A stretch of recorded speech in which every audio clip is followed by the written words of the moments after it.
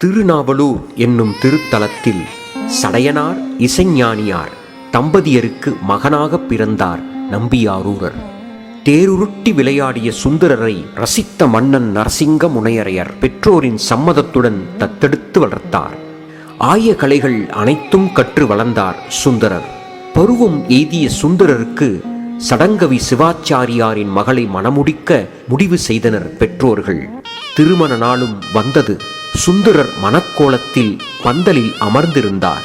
அங்கே வந்த முதிய அந்தணர் ஒருவர் கூடியிருந்தவர்களை பார்த்து, ஆரூரனுக்கும் எனக்கும் ஓர் வழக்குள்ளது, இவன் எனது அடிமை என கூறி ஓலை ஒன்றை காட்டினார்.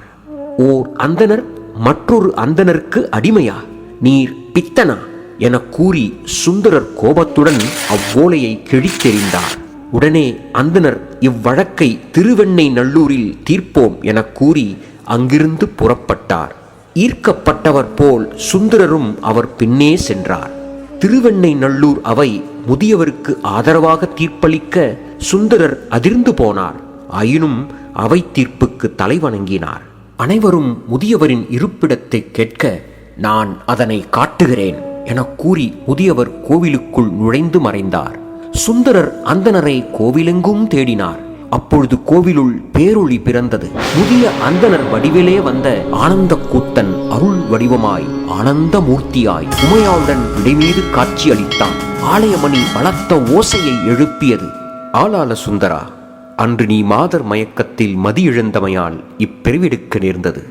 மீண்டும் பிறவி பெருங்கடல் உன்னை தொடரா வண்ணம் உன் விருப்பப்படியே உன்னை தடுத்தாட்கொண்டோம். தாய் பசுவின் குரலை கேட்ட இளங்கன்று போல் அலறினார் ஆரூரர். நீரே வந்து என்னை வழியாட்கொண்டீரோ என்று சிவ அன்பை நினைத்து உருக அவர் இதழ்கள் துடிதுடித்தன. சொல் எழாமல் நா தழுதழுத்தன. காமனை எரித்த கைலையில் காமம் ஏது? நீ என் அடியவர்களின் பெருமையை இப்பூலோகத்தில் பாடவே நாடகமாடினோம் என்பது போல் புன்னகைத்தார் சிவபெருமான். வந்தொண்டா, நமக்கு மிகவும் பிடித்த தமிழ் பாட்டினால் பாடுவாயாக. எளியேன், நான் உங்களை எங்கனம் பாடுவேன். முன்னர் பித்தனென்றாயே, பித்தனென்றே பாடு. உண்மைதான், இரக்கமற்ற உயிர்கள் செய்யும் பிழைகளை பொறுத்து காண கிடைக்காத பெட்டகம் போல் தலையில் வைத்து ஆடும் இவன் பித்தன்தானே. பித்தா பிறை சூடி பெருமானே அருளாளா,